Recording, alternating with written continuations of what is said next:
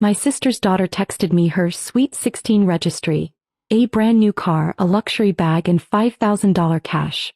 I replied, dream on. My sister exploded, then don't bother showing your face. So I stayed home, and what happened next had everyone in the family blaming her. It started with a text. A stupid little text on a random Thursday night. I had just finished dinner and was about to get into a new Netflix series when my phone buzzed. It was Amanda, my 15-year-old niece, Monica's daughter. I opened the message expecting some teenage meme or one of her silly TikTok dance videos she always insisted I had to see. Instead it was a link titled, Amanda's Sweet 16 Registry Heart with Ribbon. A registry, like a baby shower or a wedding. I clicked it thinking maybe she wanted new headphones or a hoodie from that overpriced brand she liked. Nope. Here's what was listed in this order. A brand new Toyota Corolla, in red, or black if red isn't available. A Louis Vuitton Neverfull $2,100 plus tax. $5,000 cash, for travel, self-care and stuff I want. I sat there in silence reading it twice. My first thought was, this has to be a joke. I scrolled down looking for a wink, it gotcha. Nothing. Just a little, thank you in advance, hugs and kisses, sparkling heart, at the bottom. I typed back, keep dreaming. I didn't even hit the emoji button. I wasn't in the mood. Maybe 10 minutes passed and then Monica called me. No hello, no how are you?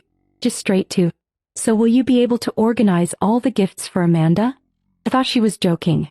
I laughed a little, expecting her to laugh too. He didn't. You're serious? I asked. Of course I'm serious. It's her sweet 16. She only turned 16 once. I reminded her I'd been helping her financially for years. Rent, groceries, school supplies, even Amanda's orthodontist bill. And she had the audacity to expect a brand new car and thousands of dollars just because her daughter survived being a teenager? I already told Amanda to keep dreaming, I said.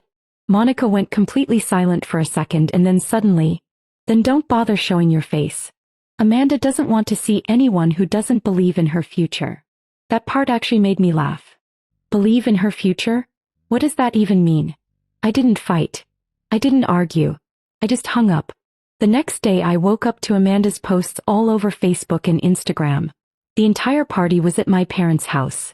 Balloons, a big custom cake with edible glitter, some DJ set up in the backyard.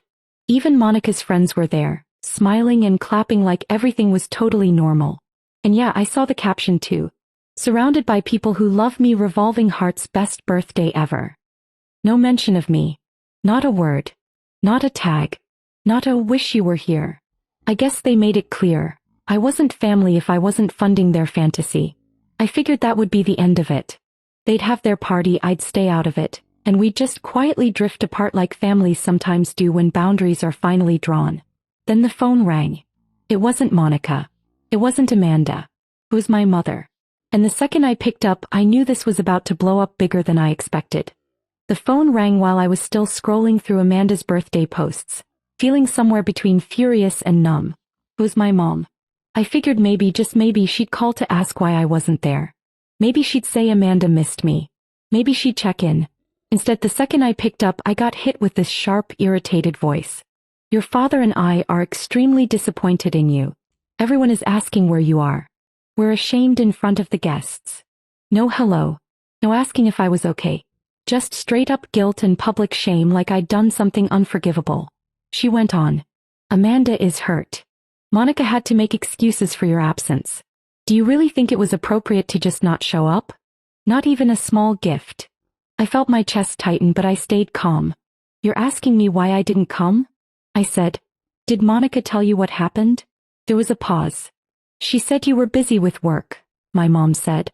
That you had an important meeting you couldn't miss. Of course Monica said that. I almost laughed. But I laid it all out. I told her everything. Amanda's birthday registry. The brand new car, the luxury bag, the $5,000 in cash. I told her how Monica called me after I said no and uninvited me because I didn't support Amanda's future. I wasn't dramatic about it. I didn't exaggerate. I just stated the facts. There was a long silence on the other end of the line. For a moment I thought she might hang up. But then I heard her let out this short, stunned breath. She asked you for a car? And $5,000. and a Louis Vuitton bag. Another pause. And Monica supported this? She planned it. She called me like I was her event sponsor. My mom went quiet again. Then she said something I didn't expect. I need to call you back. She hung up without another word. I sat there for a while, not really sure what to think. My mom isn't impulsive. She's always tried to keep things calm in the family, even when Monica went completely off the rails. Part of me thought she was just overwhelmed and needed space. I didn't expect anything to change. About 30 minutes later, my phone started blowing up. I got a notification from Facebook. Then another. Then texts. Then a tagged video. I opened it. It was shaky phone footage from the party. Monica's friend Marla had tagged me in it. In the video, my mom was standing at the center of the backyard holding a microphone, like she had just interrupted the DJ. Amanda was sitting on this decorative birthday throne thing, surrounded by gift bags and people clapping, clearly loving the attention. Monica was off to the side, smiling like the Queen Mother. Then my mom cleared her throat into the mic. The music stopped, and she started talking. At first, no one really seemed to know what she was doing. A few people laughed awkwardly. Amanda looked confused. Monica's smile faltered just a bit. Then my mom said my name. Loud and clear. She told everyone that I wasn't at the party because Monica had demanded I buy Amanda a brand new car, a luxury designer handbag, and thousands of dollars in cash. And when I refused, I was told not to show up. You could feel the air get sucked out of the party even through the video. She turned and looked right at Monica. Then she said something I'll never forget. You've turned your daughter into someone who thinks love is measured in dollar signs. That ends today. And then she told everyone the party was over. Just like that.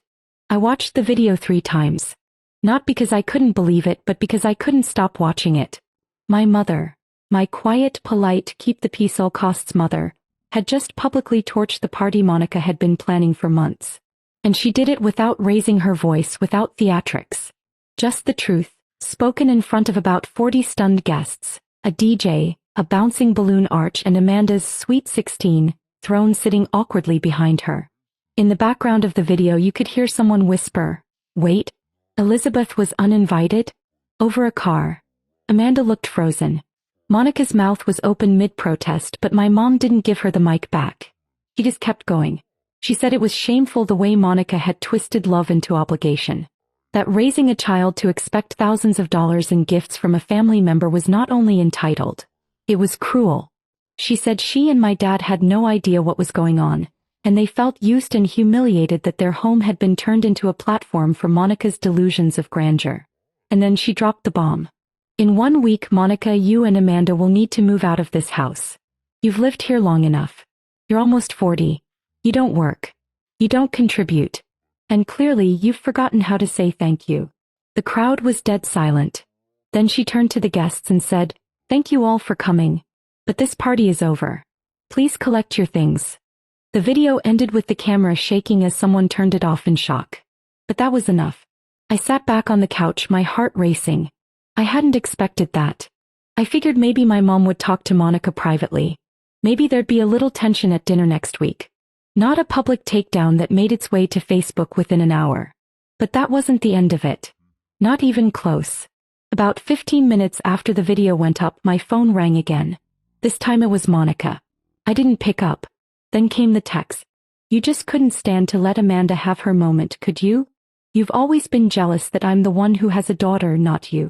You're disgusting. You actually turned our own parents against me. You are dead to me. Don't ever contact us again." No apology. No regret. Just pure rage. I didn't respond. What was there to say? But the most unexpected part? People started messaging me. Guests from the party. Family members who had stayed quiet for years. One of our cousins messaged me. "We always wondered how she was living without working. Now we know. Honestly, thank you for standing your ground." An aunt I hadn't heard from in months said, "Your mom did what everyone else has been too scared to say." Even Amanda's best friend's mom wrote, "I told my daughter she's not allowed to hang out with Amanda anymore. That attitude is toxic." The tide was turning.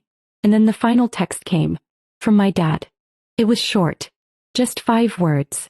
"We should have done this sooner." By Monday the fallout was everywhere. Monica hadn't posted anything since the party, which was weird for her. Normally, she lived for the attention. Birthday selfies, filtered photos with captions like, "Feeling blessed 2 hearts #momlife," or "Queen of my little castle." But now, radio silence. Amanda's profile was another story. She'd reposted a video, not the one of my mom's speech, but a heavily cropped clip showing her blowing out the candles and hugging friends. The caption read, "Best birthday ever 2 hearts haters gonna hate face blowing a kiss. I didn't engage. I wasn't going to war with a 16-year-old online. But it was clear they were trying to rewrite the narrative. Make it seem like nothing had happened. Like they were just victims of jealousy. By Tuesday, Monica sent a group text to the family. No apology. No explanation. Just this smug message. "Don't worry everyone, Amanda and I are looking for a place. Some people don't appreciate family but we'll be fine on our own." Right. Except she didn't have a job. No savings.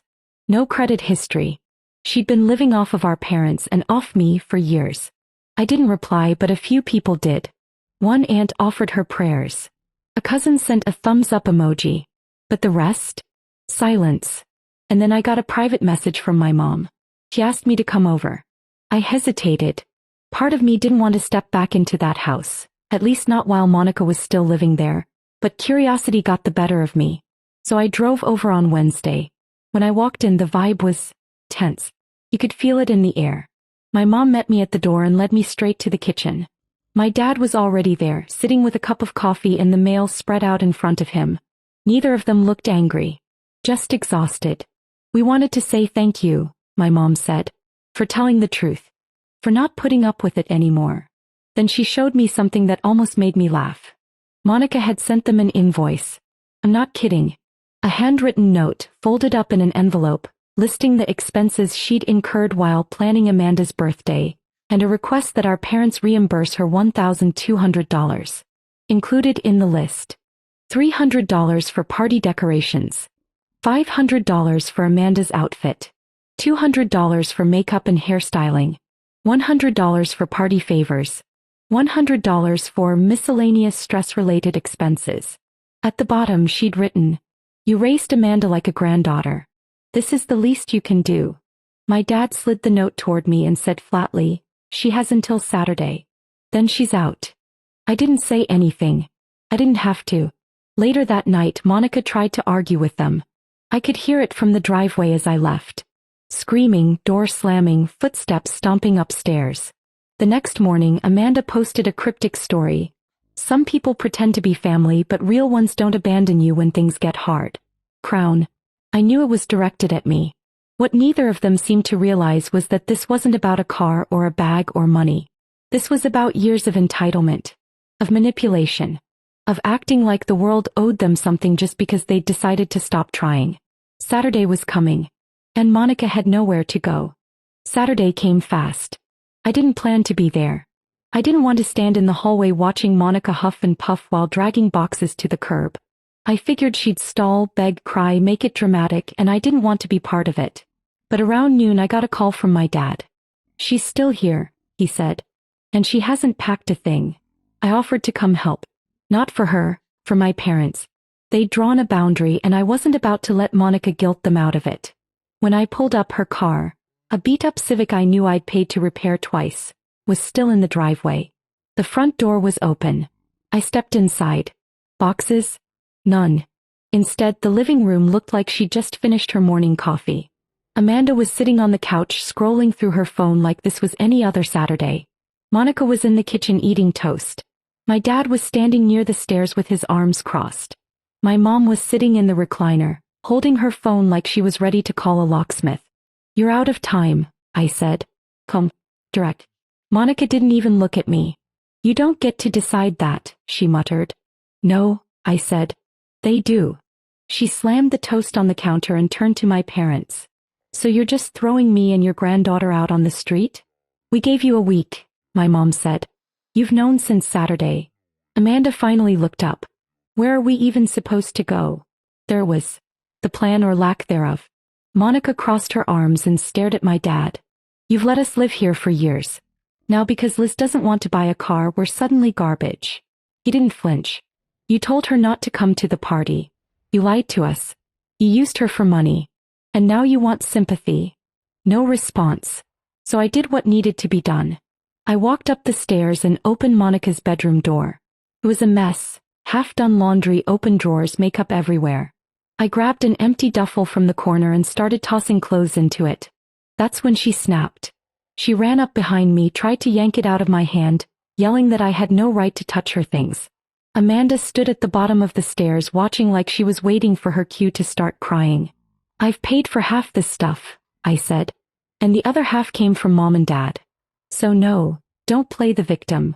Eventually my dad came up to calm things down. Monica stormed off, locked herself in the bathroom and refused to come out. It took 3 more hours, 2 calls from my mom's lawyer friend, and the threat of police involvement before she finally gave in. Around 5 p.m. she and Amanda left with 3 garbage bags of clothes and a single suitcase. No goodbye. No thanks. She didn't even look at our parents. Just got into the Civic, slammed the door and drove off. Amanda didn't say a word. She just sat in the passenger seat with her arms crossed, staring straight ahead. I watched them pull away. And for the first time in years the house felt quiet. Not awkward quiet, peaceful. It should have ended there. But 1 week later I walked into a downtown cafe to grab a coffee. And there, behind the counter, wearing a black apron and a name tag that said Monica, was my sister. I almost didn't recognize her at first. She was behind the counter, hair pulled back, no makeup, sleeves rolled up, wiping down a tray of plastic cups like her life depended on it. Monica, my sister, who used to brag about how she wasn't built for the 9-to-5 grind, now wearing a paper hat and punching orders into a register at 9 a.m. on a Monday. She looked up, froze for a second, then turned away like she hadn't seen me. I didn't say anything. I just ordered my coffee from the other barista and waited. She never looked back at me once. I took my drink, left a tip and walked out without a word. I wasn't there to gloat. Seeing her like that didn't make me feel better. If anything, it made me wonder just how much she'd been lying to herself all these years. Later that night I told my parents what I saw. My dad didn't react much, just nodded and went back to the crossword. But my mom, she went quiet for a long time. Then she stood up, went into the other room and came back with Amanda's last report card, which had been mailed to their house by mistake. He handed it to me. D's. 1F. Barely scraping by. She's failing, my mom said. And Monica never mentioned a word of it. We sat there, staring at the paper like it was a roadmap to how everything had fallen apart. The next weekend, something even more unexpected happened. My mom invited a few family members over. Not for a party but just dinner. The same ones who had seen the drama unfold at Amanda's birthday. Cousins, aunts, even an uncle from out of town who used to avoid Monica like the plague. After dinner, my mom stood up in front of everyone and said exactly what she'd been holding in since the birthday. I want to be clear with all of you, she said. Monica is no longer living here. She's working. She's renting a room. Amanda is going to public school. And for the first time in years, we are not enabling her anymore. The room was dead silent. She turned and looked at me. I let it go on too long. Thought I was helping. I wasn't. And Liz, she paused, was the only one who saw it clearly. Then she said something that shocked even me. We raised 2 daughters. One of them used her struggles as fuel to build something for herself. The other used hers as excuses to blame everyone around her. That stops now. I caught a glimpse of my cousin pulling out her phone. Someone was definitely recording. Then she looked around at the rest of the family. I'm not going to sit here and pretend everything's fine. We enabled Monica. We ignored the red flags. And now Amanda is growing up thinking this is how life works. It isn't. Monica has 1 year. 1 year to figure it out on her own. Because there are no more fallbacks. No more guilt. No more handouts. There were a few nods. A few stunned faces. And then my mom ended it with something even colder than I expected. And this gathering? It's not for Amanda's birthday. It's for the death of our silence. Then she asked everyone to leave. No cake. No music. Just a hard reset. I stood in the kitchen while people quietly collected their coats and said awkward goodbyes. No one asked questions. No one defended Monica.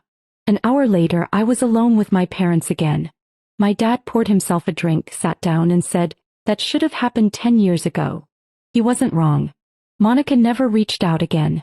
I never got an apology, a thank you, nothing. Last I heard she was still at the cafe.